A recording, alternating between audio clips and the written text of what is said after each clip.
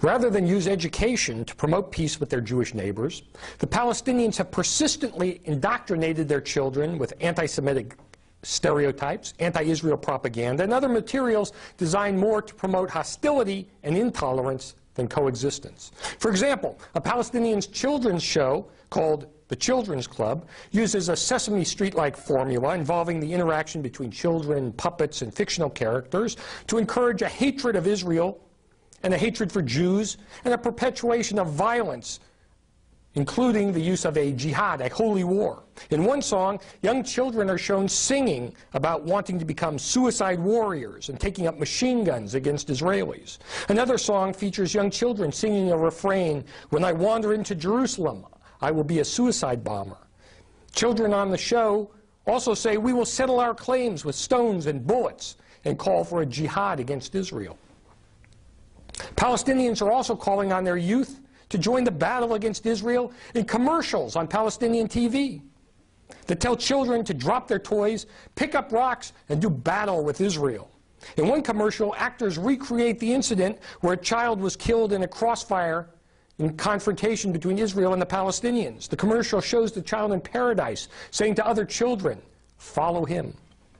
Similar messages are conveyed in Palestinian textbooks, many of which were prepared by the Palestinian Ministry of Education. A 5th grade textbook describes Jews as cowards for whom Allah has prepared fires of hell. In a textbook for 8th graders, Israel is referred to as the butchers in Jerusalem. Stories glorifying those who throw stones at soldiers are found in various texts. A 9th grade text, for example, refers to the bacteria of Zionism that has to be uprooted out of the Arab nation. Newer textbooks are, truthfully, less strident, but still problematic. For example, they describe the Palestinian nation as one comprised of Muslims and Christians. No mention is made of Jews or the centuries-old Jewish communities of Palestine that predated Zionism.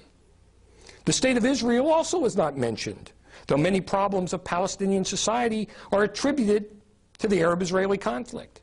References to Jews are usually stereotypical and are often related in a negative way to their opposition to the Prophet Muhammad and their refusal to convert to Islam. A recent study concludes, despite the evident reduction in anti-Semitic references, compared to the old textbooks, the history of the relationship between Muslims, Christians, and Jews in the new textbooks strengthen classical stereotypes of Jews in both Islamic and Christian cultures.